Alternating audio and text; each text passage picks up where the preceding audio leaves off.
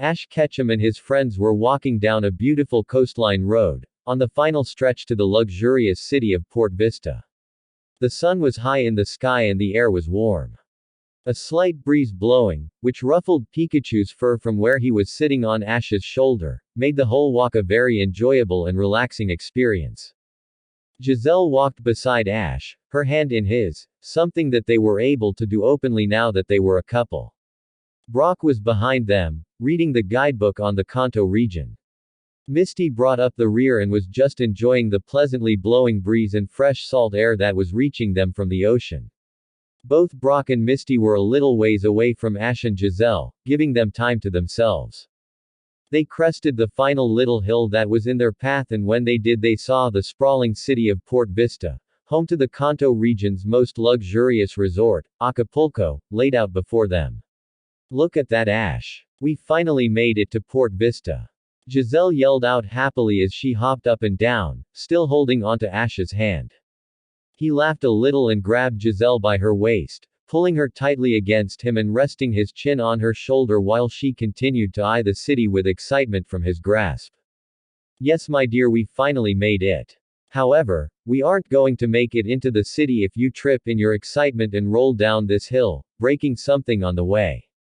Just calm down and we'll get there," he said in good humor as Giselle stopped squirming in his grasp and sighed. "You're right, I'm sorry. I'm just so excited to get to the beach," she said as she started getting excited again. Ash chuckled. "Okay, Miss Enthusiastic. But we have to wait for Brock and Misty to catch up first." At that moment, Brock and Misty came up and stood beside of them. "Finally here," Misty exclaimed happily. Pikachu." Pikachu chirped in excitement. "It didn't take as long as I thought it would to get here either," Brock stated. "I thought it would have taken 2 days, but it only took 1. Ash nodded his head and then looked at Giselle, who was still squirming ever so slightly. "Come on, guys, let's head down and hit the beach before Giselle stampedes like a crazed Tauros down this hill and takes me with her," he said jokingly. Giselle turned around and gave him a dirty look. "Watch it, mister, or you won't be kissing me for a week," she said threateningly. Ash's grin quickly faded and was replaced by one of fear. "Yes, dear," he said with a bow of the head. Giselle smiled widely again and then kissed Ash on the cheek. "Good boy," she said with amusement and jest in her voice. The friends then headed down the hill together and made their way into the large coastal city. After making it into the city and stopping by the Pokémon Center so they could heal up their Pokémon, they headed out onto the palm tree-covered, white sandy beaches of Port Vista. Upon arriving at the beach, all of the kids stared in amazement. "The water looks so blue and clear," Misty said in awe. "No kidding," Brock said in equal amazement. Giselle couldn't take it anymore. "Come on, guys. Let's release our Pokémon and then head into the water." "Yeah, let's do it," Ash yelled as they all released their Pokémon so they could enjoy the day on the beach as well. Giselle grabbed Ash by the arm and practically drug him down into the water, followed by Brock, Misty, Pikachu and a couple of the other Pokémon. No sooner than Ash stepped into the water did Squirtle come jumping over his head and into the ocean, his tail smacking Ash on the back of the head, making him fall in head first. Ash got up out of the water and opened his eyes after clearing the salt water from them. He felt something on top of his head and reached up to feel what it was. He felt something slimy and wiggly and instantly jumped in fright while shouting and flinging the object, which was just seaweed, off his head. He glared at Squirtle, who was looking very sheepish while floating in the water ahead of him, and heard all of his friends bust out laughing. He turned around and looked at them. Giselle was nearest to him and was laughing so hard she was holding her side in pain. Misty was in tears and Brock was struggling to stand from laughing so hard. Ash wadded over to Giselle with a devious smirk on his face. "You thought that was funny, huh, Giselle?" he said with an ominous tone to his voice. She wiped her eyes and nodded, not looking at him. "It was one of the funniest things I've ever seen," she said while continuing to laugh. He continued coming closer. "Oh really?" he asked. She finally looked up at him and saw how close he was coming to her. When she saw the smirk on his face, she knew that she was in trouble. Her attitude instantly changed. And now Ash, let's just talk this out, okay? She pleaded while backing up. He didn't listen and kept coming closer. He reached his arms out. Giselle frantically began trying to back away, but she wasn't fast enough. Ash wrapped his arms around her with lightning speed and hoisted her above the water. Ash! Giselle screamed, both afraid at the prospect of being dunked in the water and impressed at her boyfriend's strength. Don't you dare drop your girlfriend in the water. She warned him with fear in her voice. Ash whispered in her ear. Ah. You know you'll forgive me. He said as he released his hold and dropped her in the water. Ash began laughing like a maniac. Giselle slowly rose up out of the water and pulled the hair away from her eyes. She gave him a burning look and he instantly stopped laughing. Come on Giselle, it was just having some fun. He said with his hands in the air. She got a frighteningly calm look in her eyes. I know Ash and it's okay. Come here. I want to hug you and show you how okay everything really is. She said in a voice that definitely betrayed her actions.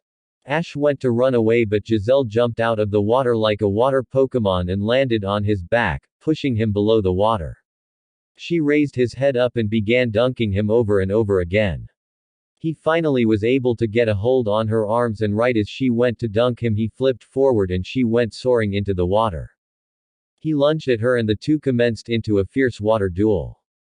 Brock, Misty, Pikachu and the other Pokémon just looked at each other and then shrugged their shoulders. Shall we? Brock asked Misty in a mock bow. Misty just smirked. Yes Brock. Let's. Quick as a whip she shouted out. Goldeen water gun.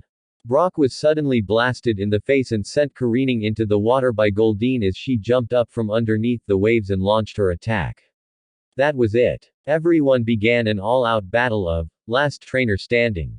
The fight was vicious, with no one giving an inch. Water was thrown around in massive amounts and dunking was performed more times than anyone could count. Eventually they all reached an exhausted impasse and just stared at one another. Truce. Ash called out. Everyone else nodded their heads. Truce. His friends said as the Pokémon gave their own calls of agreement. They all trudged out of the ocean and then coalesced on the beach. Exhausted. After some time had passed, the friends decided to just lay out and relax in the sun. Brock and Misty laid out on their towels and then began reading their own books. For Brock it was Guide to Pokémon Breeding, and for Misty it was Training Water Pokémon, Myths and Facts. Ash and Giselle laid out their towels side by side and then lay down, stretching out and enjoying the relaxation. Giselle reached out and grasped Ash's hand. It's such a beautiful day out, isn't it? Ash nodded his head. Yes, yes it is. He said drowsily. The two of them laid there for a few more minutes and then slowly drifted off to sleep. Sometime later the two awoke and stared up at the still brightly shining sun. Brock and Misty were also just now stirring awake and Ash decided to check the time on his X-transceiver. It showed it to be a little past noon and he decided it was time to train. While the others packed up their stuff, Ash walked over to his Pokémon and got them together.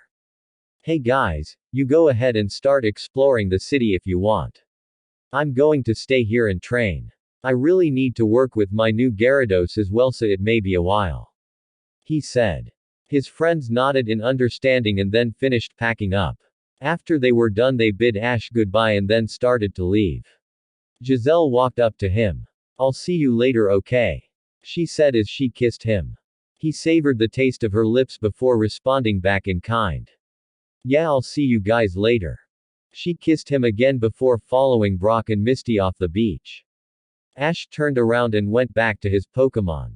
Ash, Pikachu, Bulbasaur, Squirtle, Charmander, Pidgeotto and his first Gyarados trained hard for about 2 hours, and once they were finally finished Ash returned the other 5 Pokémon before walking over to his track suit and dropping down beside of it.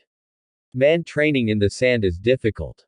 He exclaimed as he started rooting through the pockets of his suit. Pikachu lay where he was in the sand beside Ash, just as exhausted as his trainer was, and replied. Pika. Pika Pika, Pikachu Pie. He said tiredly. Ash finally found what he was looking for and withdrew his Pokédex. He looked at Pikachu. Well buddy. It's time that we train our new Gyarados. Pikachu looked nervous at the prospect of having all 5 of the freshly captured Gyarados in one spot here on the beach, but just shook his head and trusted that Ash knew what he was doing. Ash temporarily sent over all of his Pokémon except for Pikachu and his first Gyarados and then waited for Professor Oak to send him over the Pokémon he wanted. Not 5 minutes later, 5 Pokéballs appeared on the transporter pad of the Pokédex, one after the other. He put his Pokédex away and then walked over to the water. He released his trained Gyarados into the ocean, and once the Pokémon appeared he began explaining to him what he needed. Gyarados. I'm going to be training the 5 Gyarados that I captured the other day. When I release them they are most likely going to be very upset and angry. I need you to be ready to fight them and prove just how much they can benefit from having a trainer. Hopefully getting beat by you will show them just how well trained you are becoming as my Pokémon, and maybe it will make them want to obey and train under me as well. Can you help? Gyarados nodded his head and called out loudly, ready to show the other Gyarados just how big of a difference there was between him, a trained Pokémon, and them. Wild and untrained. Ash took a deep breath and then pulled out the other 5 Gyarados' Pokeballs. He threw them in the air and released the Pokémon. In several bursts of light the 5 Gyarados appeared with loud bellows of their names. After getting a good look at their surroundings and then laying eyes on Ash and the trained Gyarados, the Pokémon grew extremely furious looks on their faces and their eyes started burning with anger. Ash knew he had to do something before they began rampaging, and he ran out into the shallows and stood before them. He shouted up to them just as he saw the middle one prepare to attack. Wait! He shouted. The lead Gyarados stopped his movement and the others followed his lead. Ash's own Gyarados, who was preparing to jump in and defend his trainer at any moment, calmed down as well but stayed on alert. Ash yelled up to them. Before you attack me and go on a rampage, please listen to what I have to say first, Gyarados. If you don't like what I have to say and you refuse my deal, then you have my permission to attack. The Gyarados looked between one another until they finally reached a decision. The lead Gyarados just looked at Ash intently. He took this as a sign to begin, so he did, quickly. Look, I don't know why you attacked me and my friends the other day. I don't know if you have been treated badly by humans before or if you are just angry Pokémon. All I know is this. After Dragonite defeated you, I looked and saw just how badly damaged you all were. I care about Pokémon with everything in me, and I was not about to leave you injured in the ocean. I captured you so I could get you all sent away somewhere to be healed, and it worked. You're fine now, aren't you? That's because I captured you and had you healed. He stopped and looked between each Gyarados, making sure he had their undivided attention. When he saw he did, he continued. I see the anger and hard feelings that you have against me, and I'm not going to dare say that you're wrong to have those feelings towards me, because I don't know what humans have done to you that has made you this way. All I can say is this: if you want to become as strong as you possibly can. If you aspire to want to become more than just wild Pokémon that do as you please and become something truly great, then I offer you this opportunity. I can train you to be the best you can ever be. You will grow to become stronger than you ever thought possible, and the only thing I ask is that you obey and respect me. I know respect comes with time, but I want your obedience from the start. He looked at his trained Gyarados and then back at the other Gyarados. I'll make you a deal. You 5 battle against my trained Gyarados. I want you to see just what the difference is between a trained and non-trained Pokémon. If you win, then I will release you right away. If you lose, then I will give you the option of either staying with me and becoming strong and trained Pokémon, or if you prefer, I will still release you. In the end, I just want you to be happy, and that's all. What do you say? The Gyarados looked between one another for a while and then looked back at Ash. The lead Gyarados nodded its head in acceptance of the challenge. Ash looked up at his trained Gyarados. Ready, buddy? He called up to him. Gyarados just nodded and eyed the others as they surrounded him. Just battle with your instincts, Gyarados. Ash yelled as he ran back a safe distance until he was safely on the beach. At that very moment, the 5 Gyarados swung their tails simultaneously. Gyarados waited until the tails were right on top of him and then dove into the water. He came up a second later and smacked one of the other Gyarados right under the chin, making it bellow in pain and fall back into the water. Another Gyarados swung its tail around at the trained one. He brought his own tail around and met it head-on.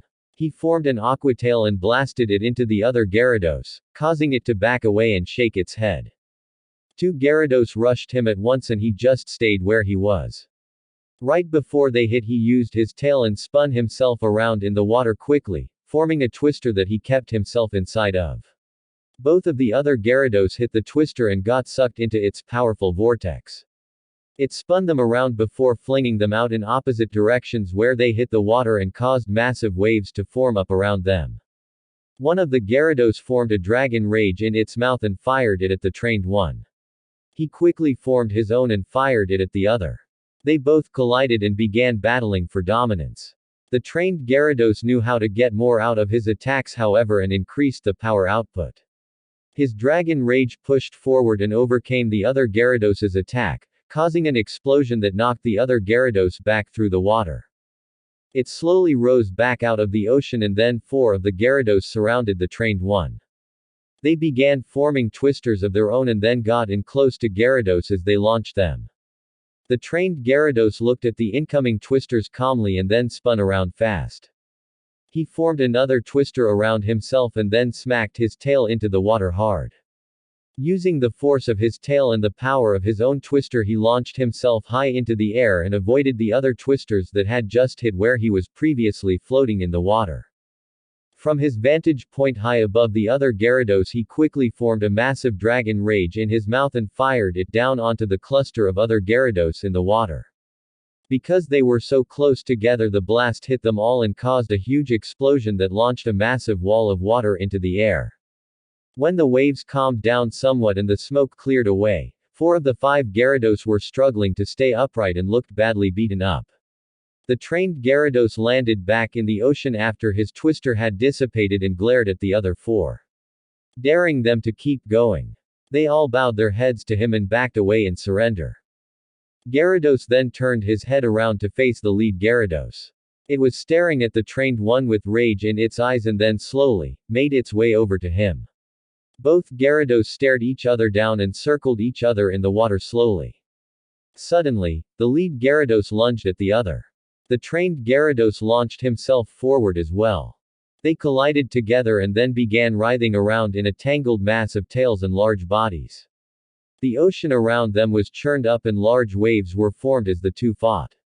A blur of blue scales and sharp teeth were the only things that were seen. Ash and the other 4 Gyarados watched the battle with rapt attention. Ash was impressed with the battle prowess of the untrained Gyarados, but he knew that his would still win hands down. The lead Gyarados lunged forward again and tried to bite down on the trained one's neck, but he just spun his body around, causing the lead Gyarados to miss. The trained Gyarados took advantage of the situation and brought his tail around and smacked the other one in the side, making it stumble forward. He then brought his tail up and around before bringing it down on top of the other one's back, sending it into the water. He backed away and waited for the other Gyarados to rise back up. When it finally did, the lead Gyarados had a look of pure rage in its eyes as it swung its tail around in a wide arc, its tail consumed in a swirling vortex of water as it prepared to use Aqua Tail. Just before the attack could hit, Gyarados dove beneath the water and let the attack pass over him. The other Gyarados started looking around at the water beneath it, trying to find where the other one was at. It began firing off multiple Dragon Rage attacks into the water, hoping to hit its foe. Eventually it grew tired and stopped using Dragon Rage and just stayed where it was, looking around for the hidden Gyarados. It suddenly heard something and turned around to see the water behind it swirl like something had just passed beneath it.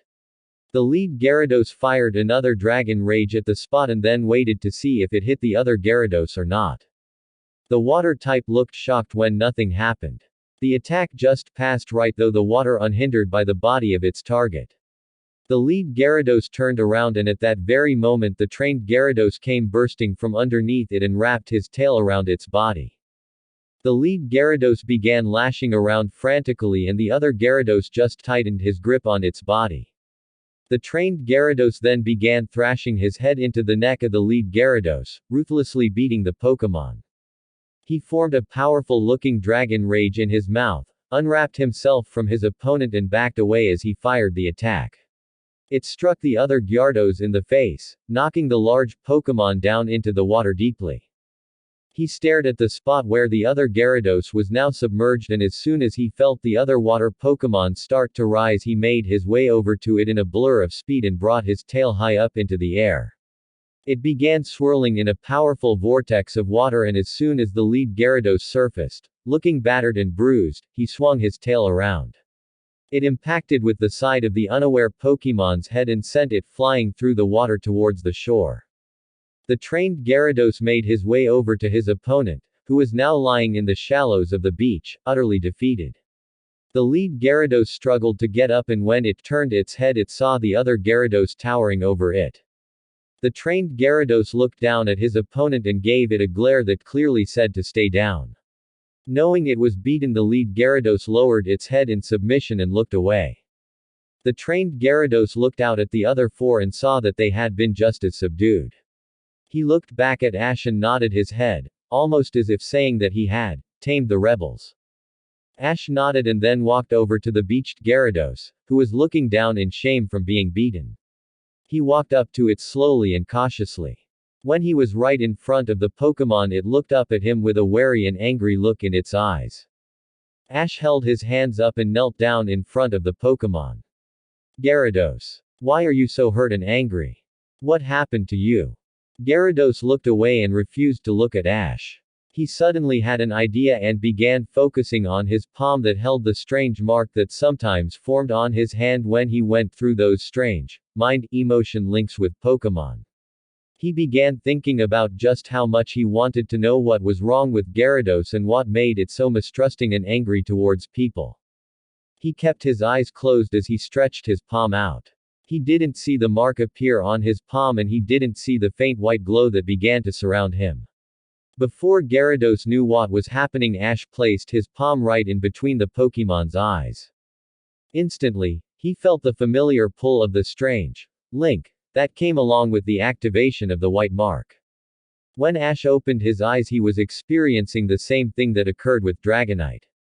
The only difference was that Gyarados was in front of him, surrounded by nothing but the furiously spinning and violent-looking red energy. The Pokémon was glaring at Ash angrily as the boy stared up at him.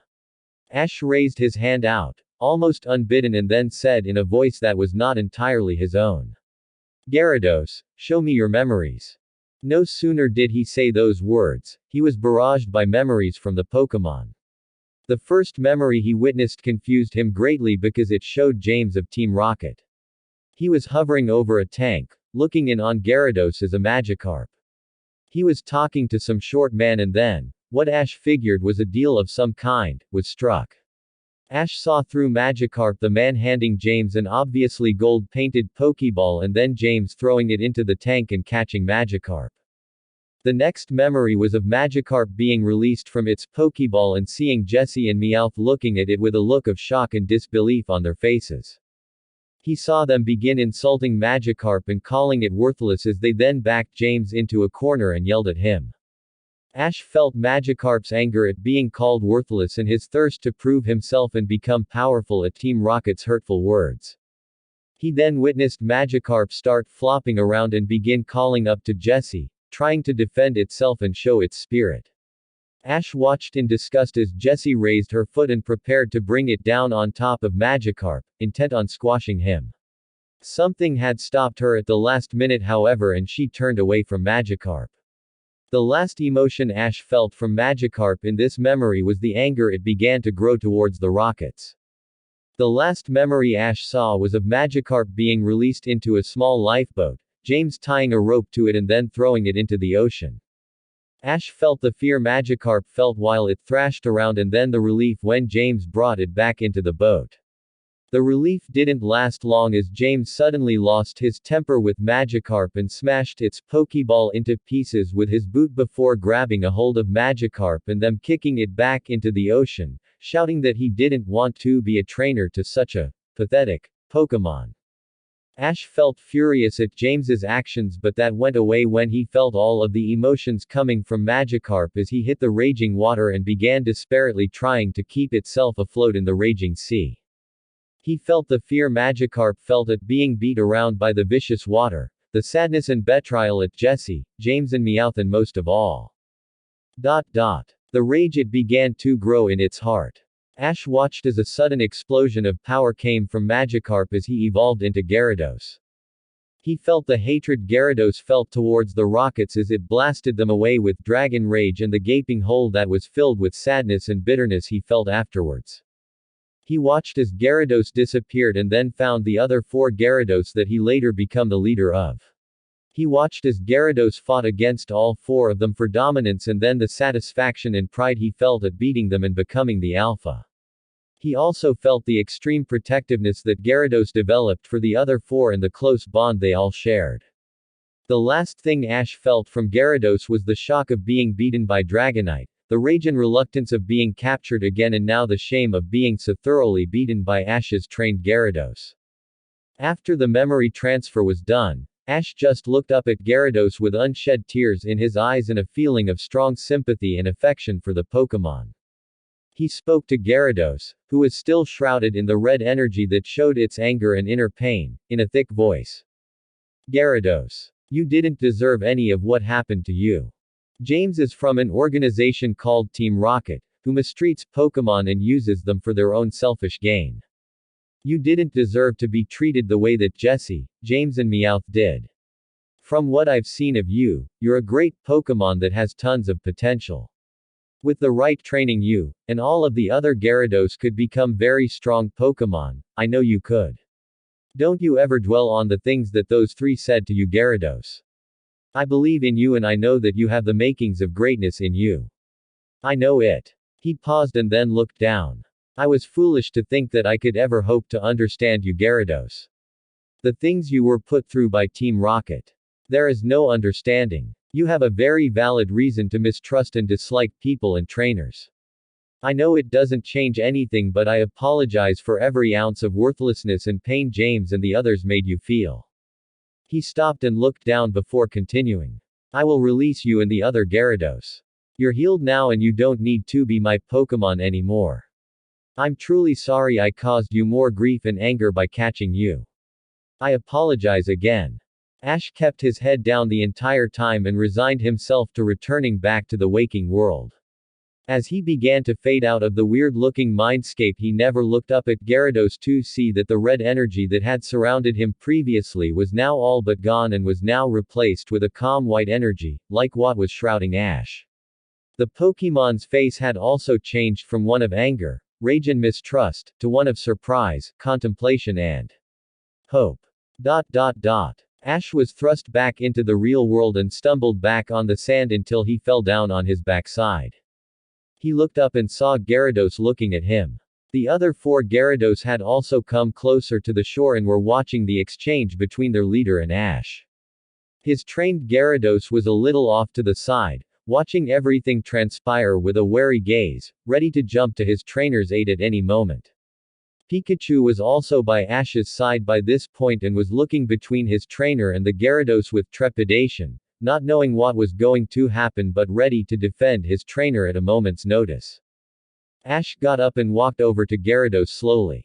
He looked up at the big Pokémon and just stared at him. He looked out over the other 4 Gyarados and then spoke to them as a whole. I'm so sorry for everything that has happened to all of you. I don't know how much this will mean, but I apologize.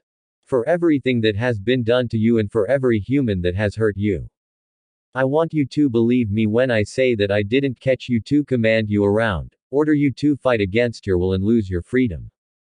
I did it to help you, to get you healed. I said that if you wanted to stay with me then I would train you to be the best you could be, but maybe I was being selfish even thinking that you would want to remain my Pokémon. I didn't stop to think that you probably enjoyed your life of freedom, doing as you please. I'll release you guys so you can return to your lives in the ocean. I'm sorry for causing you more grief and making you even more bitter towards people. Ash turned away from them and walked over to where the Gyarados' Pokeballs were lying. He hated the idea of losing 5 new possible good friends and great Pokémon, but he would never force any Pokémon to stay with him if they didn't want to. He grabbed the Pokéballs and then pulled out his Pokédex. He was just about to begin the process of releasing them when something heavy suddenly pushed itself into his back, knocking the items he had out of his hands. He turned around and saw the lead Gyarados hovering over him slightly. It didn't have the same angry and mistrusting look in its eyes that it did earlier. Now it had more of an intent look on its face as it stared at Ash. The other Gyarados were mimicking their leader and had come closer to the shore now. Ash seemed confused and looked up at Gyarados. "What's wrong, Gyarados? I was just getting ready to release you." Gyarados shook its head, mirrored by the other 4. They all came as close as they could to Ash and looked at him intently. One by one they each of them took their tails and gently rolled the Pokeballs on the ground, their Pokeballs, back towards Ash. He suddenly had realization hit him. Do you want to stay my Pokemon and be my partners after all?" he asked with a little hope in his voice. The Gyarados looked between each other, knowing that the decision they made now would affect them for the rest of their lives. At the same time they all came to the same conclusion. They looked at Ash and nodded their heads in confirmation. The boy stood there with his mouth open for a few seconds before closing it and then letting a wide grin stretch across his face. He reached down and picked the Pokeballs up and then looked back up at the large Pokemon. "I promise that none of you will ever regret your decision. As of this moment you're now a part of my team, you're my friends and you're a part of my family. I promise that I won't ever let any bad people hurt you 5 ever again. You're not just my Pokemon, you're my equals and my comrades. That means that no one will ever mess with you again. I promise you that," he said with intent and fire in his voice. The Gyarados all looked shocked at Ash's declaration that he held them at such a high value. They overcame their shock after a few moments and then looked between one another again. They gave another nod to each other, as if agreeing that they had picked the right and only person to be their trainer. Ash spoke with a renewed determination in his voice. "Well, if you guys really want to be my Pokemon, then that means one thing. I'm going to make you guys the strongest Pokemon that you can possibly be. It's not going to be easy at all, and the training I'm going to put you through is going to be extreme.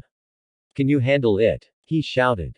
The Gyarados, who were uplifted by Ash's promise of getting stronger, bellowed out their names loudly in the sign of an obvious yes.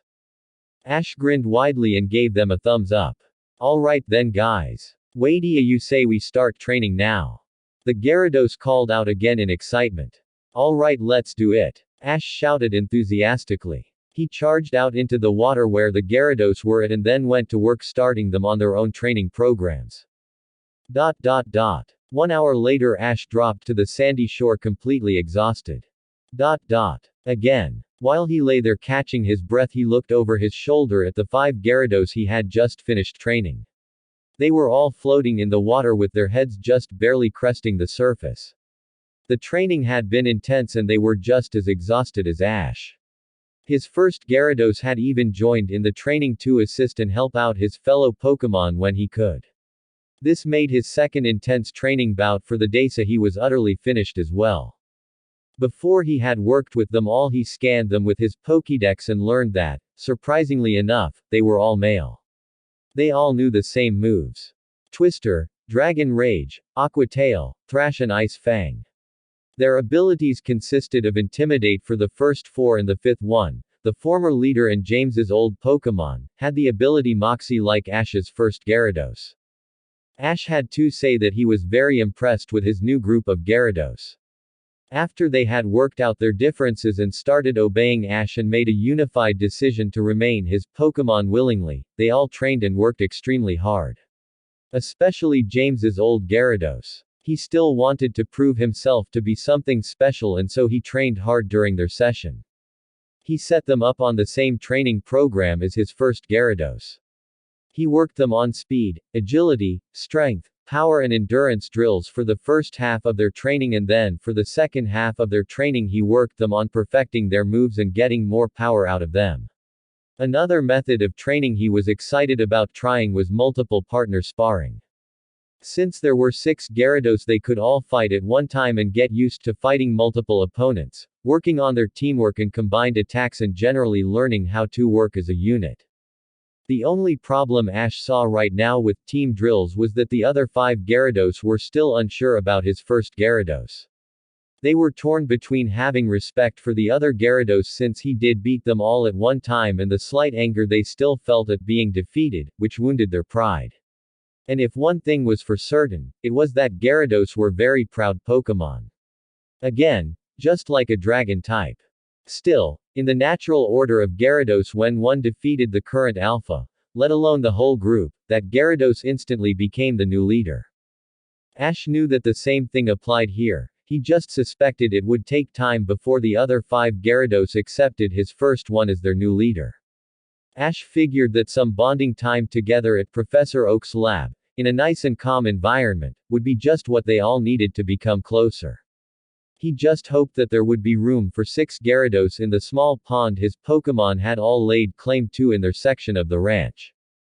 Ash smiled to himself. The more he thought about his first Gyarados, the more proud of him he became.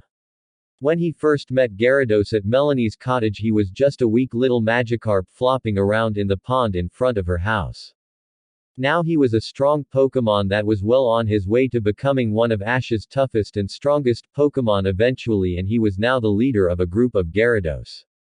He couldn't be any happier for his Pokémon even if he tried to be. He just hoped that the other Gyarados would come to accept him in time as their leader. Of course, Ash wasn't worried. He knew that if they tried to get out of line under his first Gyarados from here on out, he would just beat them into submission again. Ash pulled himself off of the ground and then put his tracksuit back on, leaving the sleeves off of the jacket and converting the pants to shorts since it was so hot out. He walked over to the water and called out to his Gyarados. "Hey guys, it's time to go." They swam over to him and then floated before him side by side. He smiled at them before speaking again. "How would you guys like to spend some time at Professor Oak's lab? He has a nice pond that you guys can continue to train in, and I figured that it would be good for you all to get some bonding time with my other Pokémon. What do you say?" The Gyarados looked between each other and then did something that shocked Ash. They looked towards his first Gyarados, who was a little away from them, almost as if they were asking for his final say. Ash was shocked that they were already looking at his first Gyarados as their new leader, especially the former lead Gyarados. He thought that the former rocket Pokémon would fight Ash's first Gyarados at every turn for dominance, but he wasn't. Gyarados acted like a true leader when they turned to him for guidance. He swam up until he was in the center of the other Gyarados and looked at each of them in turn before looking back at Ash and nodding in reply to his question. Ash smiled at them again and then reached down and grabbed their Pokeballs. "Alright then. I'll get you guys sent over to the lab as soon as I can." He returned them to their Pokeballs and then called Pikachu up onto his shoulder before he left the beach. The training with Gyarados went extremely well today. He had earned their respect, gained their obedience, and added 5 more hard training Pokémon to his ranks. He would set them up on the same general nutrition program as he did his first Gyarados and then make it to fit their individual needs. He finally got on the main street that was just off of the beach and then took off for the coastal market of the city in hopes of finding his friends and girlfriend without, hopefully, too much trouble. XXXXXXXXX. Ash made his way down the crowded market street, looking for his friends. He passed several stands on the way with people trying to stop him and get him to buy something to which he would politely decline. He finally caught sight of his friends not far away from where he was at. They were sitting at a table near a snack stand and were eating some ice cream. Ash walked up to them. "Pika Pie." Pikachu called out to them. They all looked up and smiled when they saw Ash walking up to them and waved him over. He made it over to them and then took a seat at the table. "How's it going, guys?" he asked them. "Not bad, Ash. You've been gone a while," Brock said. Ash pulled his chair closer to Giselle's and wrapped his arm around her as he replied. "Yeah, I had to do my training and then work with Pikachu and Gyarados. After that I worked with the other 5 Gyarados I just captured." "How did that go?" Misty asked nervously. She had all the faith in the world in Ash, but 5 freshly captured Gyarados was a lot to handle at one time. Even someone like Prima or Wallace would have difficulties raising so many Pokémon that were known for having such attitudes and anger issues. Ash smiled and nodded his head. It went really well actually, Mist. Gyarados fought the 5 of them and beat them all. Needless to say, it was a really big attitude adjuster for them. That's all you needed to do to tame them, Ash? Giselle asked as she looked up at him from where her head was resting on his shoulder. Ash shook his head and then explained to them everything else that had happened concerning the Gyarados. His friends listened with wide eyes as he told the story, and when he was done they were all sitting there with surprise etched onto their faces. Wow, Ash. Taming 1 Gyarados is one thing, but taming 5 at one time is just amazing. Misty exclaimed. Ash smiled and shrugged his shoulders. I'm just glad Gyarados came around and decided to remain my Pokémon. I can tell that they are going to become very strong and loyal Pokémon, and I'm very lucky to call them my own. Ash said modestly. They sat there for a while after that in silence as Ash's friends continued to eat their frozen treats. Giselle eventually broke the silence. Did you want any ice cream, Ash? The girl asked as she continued to eat her own, which was in a cone. Ash just shook his head. Me and sweets don't get along too well, Giselle. When I was 5 years old, my mom accidentally made a cake with sour milk and it made me sick all night long. Ever since then I associate anything sweet with something that will make me sick. I know it's weird, but I can't help it. Giselle looked at Ash sympathetically. You know, Ash, what I'm eating here is Miltank Moo frozen yogurt. Completely natural and low calorie.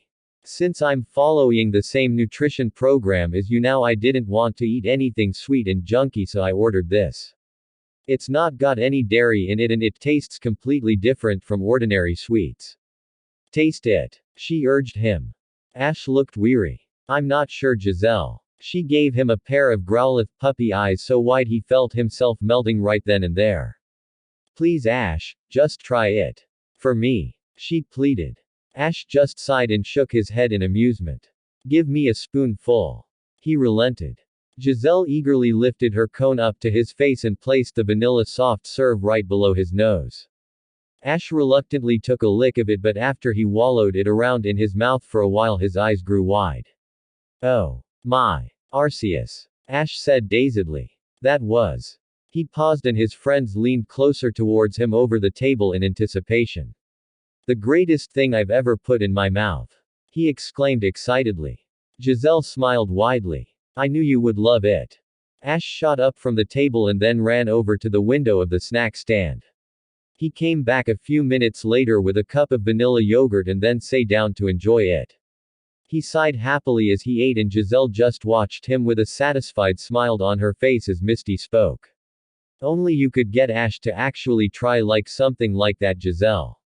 She said as she shook her head. Giselle merely shrugged. I guess I just know how to get Ash to try new things. She said smugly. After Ash had finished eating his yogurt in blissful relaxation, he stood up from the table. Let's head out to the Pokémon Center, guys. I need to send over my Gyarados so I can get my other Pokémon back. His friends agreed and then stood up from the table. They all left the snack stand and began walking out of the market district towards the Pokémon Center, which was located in the heart of the city. To get to the heart of the city they had to pass through the harbor, and on the way they stayed next to the edge of the water so Misty could keep her eyes open for any water Pokémon. They were now passing through an open stretch of harbor where several ships lay docked. The water before them stretched far and wide before it finally widened out into the open sea. As they continued down the harbor they suddenly heard someone shouting. No. Wait. Please stop. They whipped their heads around and stared across the harbor. A couple of men dressed in what looked like white outfits were running towards a tethered down speedboat. An old man was running after them, calling out for them to stop. Ash looked at his friends. Come on, guys. He shouted as he took off running towards where the old man was trying to catch the white-dressed men. Ash finally made it around to the other side of the harbor just as the old man collapsed onto the ground. Ash ran to his side and knelt down. Sir, are you okay? What's going on? Ash demanded. The old man looked up at Ash and coughed. No. Those men are getting away. They have all the money from my restaurant. He coughed again and struggled to get up. Ash pushed him back down and looked the man in the eyes. I'll stop them, sir. You just rest here. I'll be back, he said as he looked up at the retreating men and narrowed his eyes. The men were almost upon the speedboat they were running towards as the old man reached towards them again. My speedboat, he gasped as he began coughing again. Ash stood and faced his friends. Watch him, Ash commanded as he began running after the crooks. He started running faster and he felt his legs start to pump faster and faster.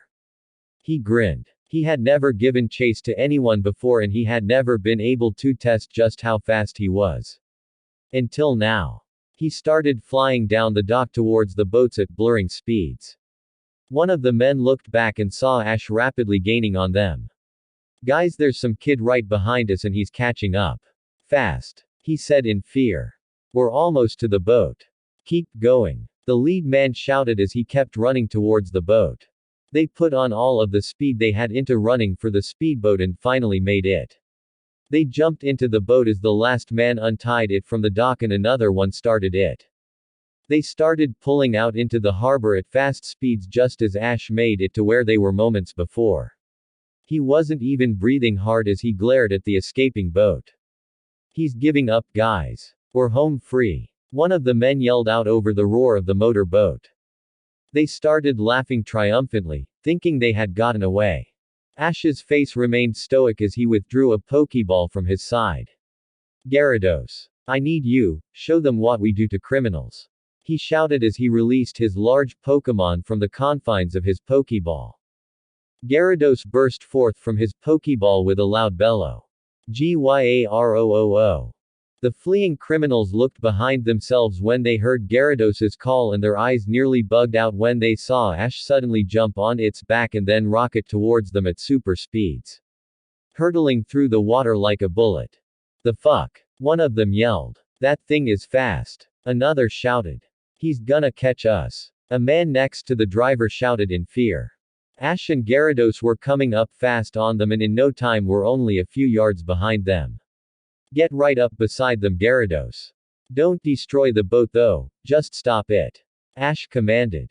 Gyarados began to pull closer to the criminals and in that moment the driver panicked. He whipped the wheel of the boat around in a tight circle, trying to evade the Pokémon.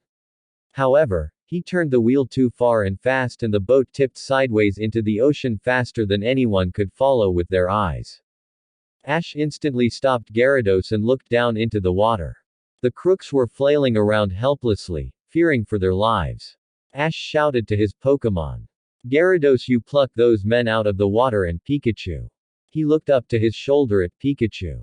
You keep them on top of Gyarados. If they move, you shock them. Understand?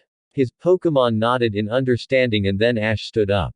He spotted where the bag of credits money was sinking into the water and did a perfect dive in after it. He surfaced a few seconds later with the money bag strapped around his arm. He looked around and saw the speedboat sinking completely under the churning waves. He frowned at the sight of the old man's lost boat and then spotted Gyarados just a few yards away. The criminals were sitting on his back shivering and Pikachu was crouching in front of them, sparking his cheeks. The crooks were badly singed, showing that Pikachu did in fact have to shock them after all. Ash swam over to them and let Gyarados pick him up with his teeth and place Ash on his back. He turned around to face the crooks and gave them a hard glare, daring them to try anything as Gyarados swam back to the docks. Upon returning, Ash saw that all of his friends were waiting anxiously for him to return along with the old man, several police and Officer Jenny herself. Ash hopped off of Gyarados after they had reached the docks and then walked over to his friends and the old man while the police retrieved the crooks off of Gyarados, albeit nervously and with much trepidation. Only once Gyarados received the okay from Ash did he let the police remove the passengers from his back.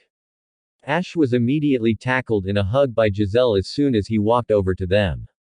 She kissed him on the cheek. That was extremely brave, Ash. I'm so proud of you. She cheered him with a smile. Ash responded by kissing her on the cheek and hugging her tightly. Thanks, Giselle. I'm glad to know that I impressed you. He said with a grin. You most certainly did. She chirped. Ash grinned wider and then released her. He greeted Brock and Misty and then walked over to the old man. He held out the money bag to him. The man looked at Ash with disbelief in his eyes and took the bag of money with shaking hands. Young man, I can't. There are no words, he said as he reached out and grasped Ash's hand. Thank you, young man, so much. I can't even begin to express my gratitude to you. What are your names, young people? He asked them. Ash withdrew his hand from the old man's grasp and replied. My name's Ash Ketchum and I'm from Pallet Town. This is my buddy Pikachu. He said, pointing to his Pokémon that was back on his shoulder again. Pikachu chirped. My name's Brock and I'm from Pewter City. Brock introduced himself. I'm Misty from Cerulean City. Misty greeted the old man. And my name's Giselle. She introduced herself kindly. I'm from Viridian City. The old man nodded his head and shook each of their hands in turn before stepping back and introducing himself. My name is Mo and it is a pleasure to meet you all. He said warmly. Ash took a second to take in Mo's appearance. He was a tall and skinny man with a rather long face and white beard. He wore a tan straw hat, green and orange striped beach shirt, cream-colored shorts and brown sandals. The old man spoke again. I know that there is really nothing I can do to repay you all for your extreme kindness and brave deed, but please, I own a restaurant not far from here and I would be honored if you would let me treat you to something to eat for what you just did for me. Ash looked at his friends and then back at Mo. We really don't want to impose, Mo, and you don't owe us anything, really. We wanted to help you and that's all there is to it. Ash told him. Mo just shook his head. No, young man, please, I insist. This is the least I can do.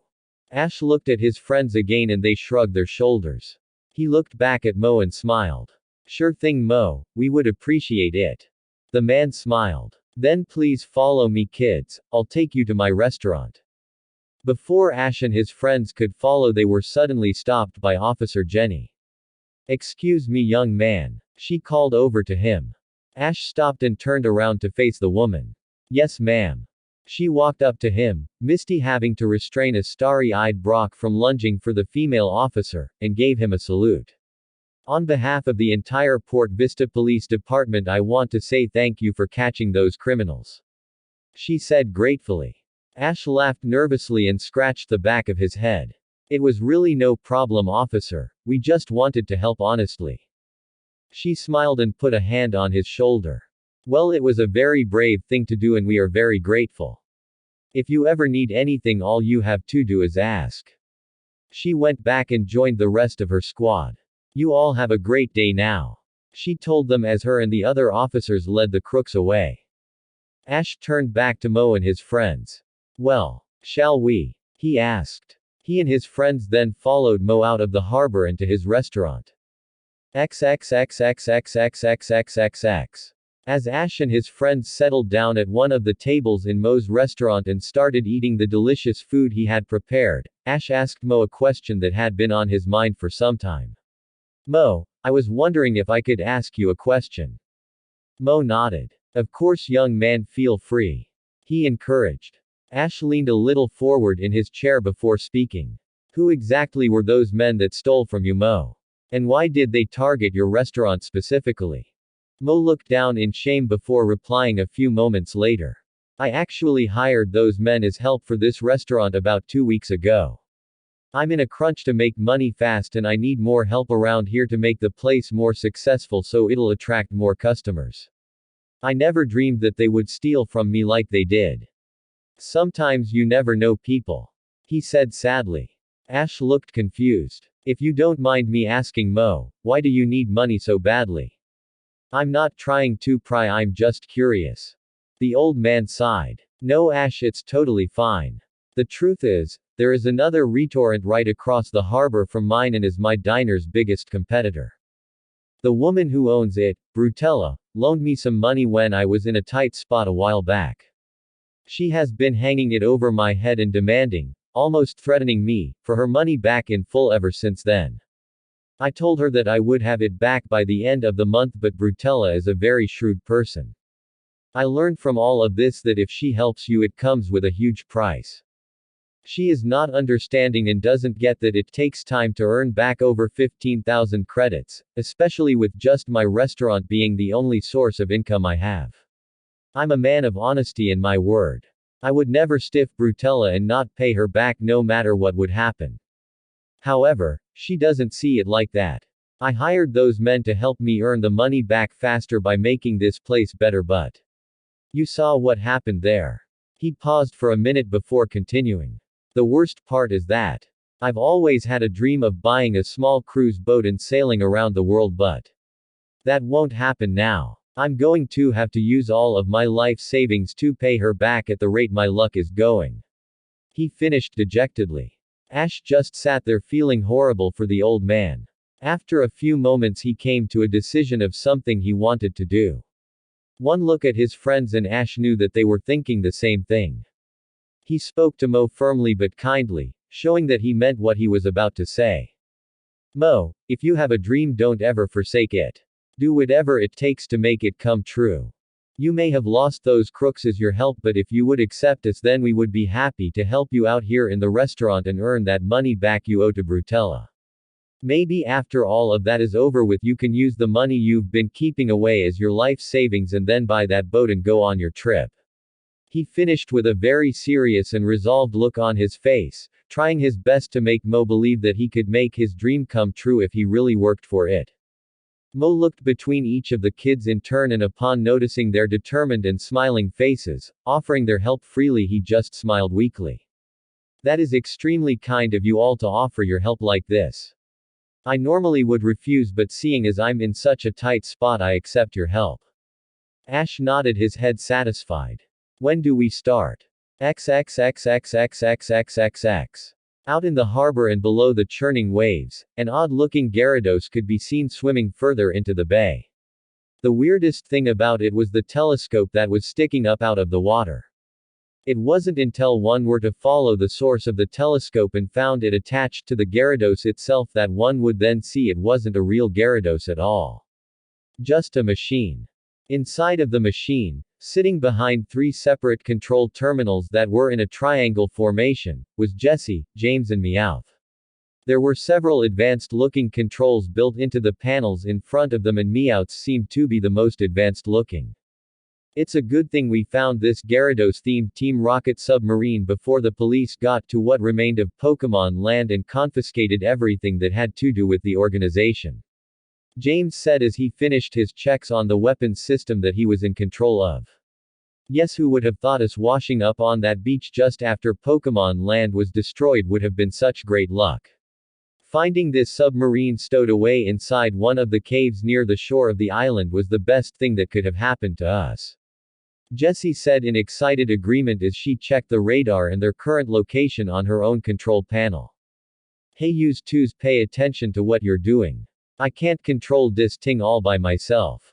Meowth shouted at them while he piloted the sub from the lead terminal. We still wouldn't have had to steal this thing at all if James wouldn't have bought that Magikarp, forcing us to be left behind by the team on the An and then blasted away into the ocean by that same Pokémon when it evolved into Gyarados. Jessie said with a scowl at James. The blue-haired man stopped what he was doing and shook his fist in Jessie's direction. Would you let that go, Jessie? I've apologized over and over again. Besides, it's not like you haven't done anything stupid before. Remember when we were following the twerp and his friends through that forest, trying to find them, only to keep getting caught in all those traps? He accused. Jessie scoffed. That was Meowth who kept leading us into those traps, she said, passing the blame to Meowth. James turned around completely to face her and shook his finger at her. No. You said that we had to go through that forest to find them and it was the only way. Meowth and I were only following your orders. He defended himself and Meowth. The two of them started shouting back and forth. Meowth turned around and shouted at them. Stop fightin' the both of yas. Dis ting takes all three of us to pilot. They finally stopped bickering and settled back into their seats. James's eyes suddenly grew to the size of saucers. Meowth. Ship. He panicked. Meowth and Jessie looked ahead of them out the windows of the sub, which were actually Gyarados' two eyes, and saw the sub's outside lights shine onto the side of a speedboat resting on the bottom of the bay, upside down. The boat was right in their way and they were coming in too fast to avoid it. Ah! They yelled together as the submarine struck the speedboat and exploded a few moments later. The parts of the sub and speedboat scattered everywhere as the three rockets were launched out of the water and went flying towards the markets just outside of the harbor. They flew straight towards a bidding and crashed directly through one of the walls.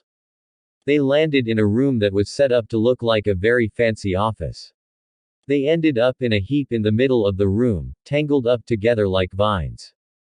No sooner had they untangled themselves from each other and the door to the office was flung open. In walked a short, middle-aged looking woman that had red hair pulled up in two long side pigtails. She wore a red dress and white shoes. Her face looked mean and hateful, like it was left out in 100 storms and then placed out on the road to dry in the sun. All the while getting run over and making it worse. The woman looked at the gaping hole in her wall and then down at the rockets who were still lying on the ground. She grew a vein in the side of her forehead and then shouted at them. "What have you three done? Come smashing through my wall and leaving a gaping hole behind in my office. What's wrong with you?" The woman said in a raspy and very annoying voice. Jessie shot up. Oh no my. She stopped when she got a good look at the rather haggard looking woman before. Lovely lady. You see, my team my friends and I had a bit of an accident that sent us hurtling into your fine office here. We do apologize for any problems we caused and will be glad to pay for the damages if you just, send us the bill. We'll just be going now. Jessie said as she picked James and Meowth up by their scruffs and prepared to drag them away. Hold it. The woman demanded. The rockets stopped mid-stride and turned around to face the old woman. She walked up closer to them. My name's Brutella and I'm the owner of the most famous and delectable restaurant in Port Vista. Brutella's better than yours 5-star restaurant. I sometimes am in need of help around here and it just so happens that I'm short a server and cook at the moment. James looked confused. But what does that have to do with us? He asked. Brutella glared at them. Look what you did to my wall. She said, pointing to the gaping hole in the wall of her office. It will need repairs, and while it may be true that I have more than enough to pay for it still.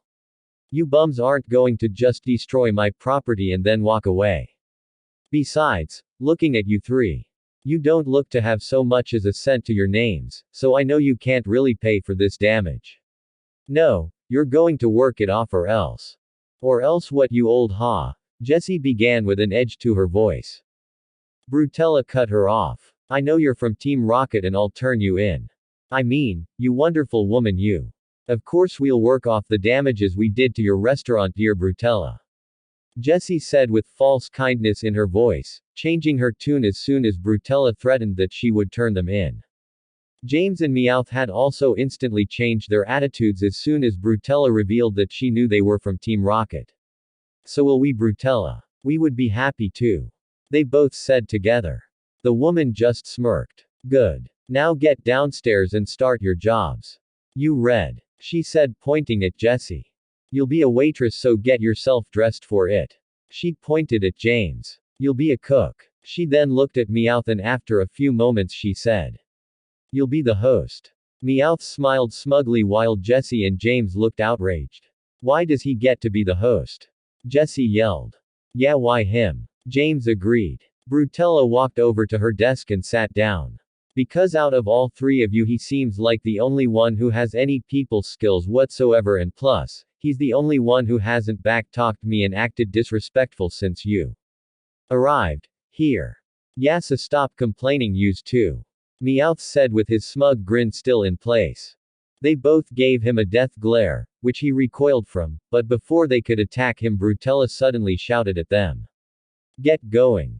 They jumped and then left the office. Brutella sat back in her chair and crossed her fingers. I probably need to pay another visit to that old fool Mo and see if he has my money yet. That geezer thinks he can stiff me. I'll teach him a thing or two. She shouted loudly as she shook her fist at the hole in the wall where she could see Mo's diner across the harbor. XXXXXXXXXXX. Time skip. 2 days later. Things at Moe's Diner had been going exceptionally well over the 2 days that Ash and his friends had been helping out. Misty had taken the position of a waitress, Brock had decided to fill the post of chef, and Ash took the role of host since his people skills were so exceptional. People had received word about the new staff at Moe's Diner, and how the taste, quality and service of the food had increased, and began to visit much more frequently, offering a large increase in clientele for the old man. Something Moe was over the moon about. Moe had also offered Ash and his friends a place to stay at the restaurant while they were helping him. He had a living quarters set up above the restaurant itself and had several extra rooms to offer, something Ash and the gang were only too happy to take him up on. He also gave them free range of the kitchen so they could cook for themselves and their Pokémon. Well, Brock used it at least. Every time Ash would get close, Brock would practically turn into a raging Darmanitan and chase him out.